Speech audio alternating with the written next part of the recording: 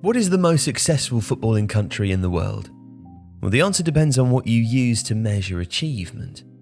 World Cup wins, tournaments qualified for, or perhaps influence on the sport as a whole. Well, any criteria of that combination will spit out Brazil, Germany, France, Argentina and Spain. A nostalgic view might even offer England. But there is no definitive right answer, only a conversation. And a conversation in which Uruguay absolutely belongs. Uruguay is tucked between Brazil, which lies to its east and north, and Argentina, which lies to its west and south. It's tiny. While Brazil has a population of 214 million people and Argentina 45.3 million, Uruguay is home to just 3.5, making it only the 10th largest country in South America. In fact, it's several times smaller than many capital cities. Half the size of Bogota, more than 2.5 times smaller than London, and almost a quarter of the size of Tokyo. And yet, Uruguay is the joint most successful team in Copa America history, having won 15 titles. It's also won 2 World Cups and is one of only 6 nations to have done so more than once. On top of this, Uruguay has consistently produced world-class players. Hector Scarone, Jose Andrade, and the one-armed Hector Castro, who were all part of the first World Cup win in 1930. Obdulio Varela and Juan Alberto Schiaffino, who snatched the World Cup from Brazil in 1950. And then, through the decades, up to more contemporary icons like Enzo Francescoli, Zinedine Zidane's childhood hero, and Diego Forlan, Edinson Cavani and Luis Suarez, all of whom enjoyed major success with their country, but in European club football as well. But how is it that Uruguay remains a footballing power so far beyond its means? Well, to understand, it's important to appreciate football's place in the country. It isn't so much the most popular sport or even a national obsession, even if that is commonly how the relationship is described. No, football in Uruguay is entwined with its sense of identity and has been since the national team, known as La Celeste, first became successful. Prior to winning the inaugural World Cup on home soil in 1930, Uruguay had already won the South American Championship, the precursor to the Copa America, 6 times. More significantly, from an international perspective, they'd also become 2-time Olympic champions. In 1924, they won gold in Paris. 4 years on, in the Netherlands, they would repeat their triumph, and the author Eduardo Galeano wrote of that victory that the sky blue shirt was proof of the existence of the nation, and that football had pulled this tiny country out of the shadows of universal anonymity. Galeano also records Attilio Narancio, a politician who had subsided in the Uruguayan team's journey to Europe, rejoicing in the triumph. "We are no longer just a tiny spot on the map of the world," he said after the win in 1924.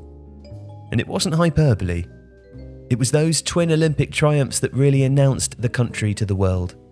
In 1924, the squad sailed to Europe in third-class cabins. When they arrived, they funded their journey onwards by playing friendly matches against local opponents and, according to some accounts, spent nights sleeping on park benches, all the while remaining unbeaten. According to Galeano, they were the first Latin American team to play in Europe. That they could win Olympic gold was remarkable. That they did so with such a seductive backstory, and one which epitomized values associated with Uruguayan self-image, made it all the more powerful. They were resilient and tough. They thrived in adversity and played for one another. In The Ball is Round, David Goldblatt described the reaction to that 1924 Olympic gold back in Uruguay, depicting just how important a moment of national history that was. When the news came down the telegraph cables, Montevideo went wild. The government declared a national holiday. Stamps were issued commemorating the events. Crowds flooded the city's streets. And on their return, the players were treated to a dockside celebration.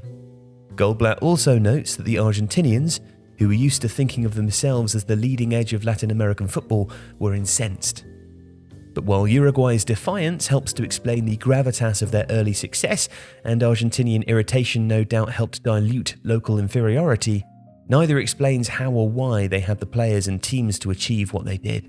That's really more of a political story, a lightning in a bottle moment that was the manifestation of social reform. Like everywhere else in South America, football had arrived in Uruguay in the 19th century via English immigrants. And again, like other countries to which it had been exported, Uruguayan football in its formative years was predominantly a white and middle-class game. And yet the players from those Olympic triumphs were anything but white-collared workers or sons of wealthy immigrants. Again, in Football in the Sun and Shadow, Galeano describes the workers and wanderers behind the miracles of 24 and 28. Pedro Arispe was a meat packer. Jose Nazazi cut marble. Porucho Petrone was a grocer. And Pedro Sea sold ice. There were no merchants or captains of industry, because what was actually being described were the fruits of a highly progressive society. For 2 separate periods beginning in 1904 and ending in 1915, the country was under the presidency of José Batlle Ordóñez. Batlle was a reformist, and with him came a batch of policies that enabled healthcare to be free, education to be a right by law, and social mobility to become an achievable aim. The concept of a welfare state was new in Latin America. In the book The United States and the Southern Cone, Arthur P. Whitaker describes the Uruguay of the early 20th century as a utopia of social justice. Thanks to the government's strong belief in and commitment to physical education, it was also a country full of community facilities and football pitches. And it was there that the country's distinguishing unique excellence would be allowed to take root. In an article for FIFA magazine in 2002, Angel Vivaruoco wrote that Uruguay's first footballers transformed a sport, which in Great Britain and other European countries was primarily a show of strength, into an art form, replete with refined technique, beautiful expression, intelligent play, clever twists, ingenious improvisation, combined with physical commitment, athletic elegance, and team spirit. It was football unrestrained by societal norms and accepted beliefs. And most importantly, it was accessible and meritocratic. And nothing demonstrated that better than Uruguay winning the 1916 South American Championship behind the goals of Isabelino Gradin, a tricky, technically brilliant player who'd been raised in a Montevideo barrio. Gradin and teammate Juan Delgado were actually the first 2 black players to appear in an international football tournament. Such were the attitudes of the day that the Chilean FA lodged a protest against the Uruguayans, fielding, quote, 2 Africans in their side. Jose Andrade would win 2 gold medals and the World Cup in 1930.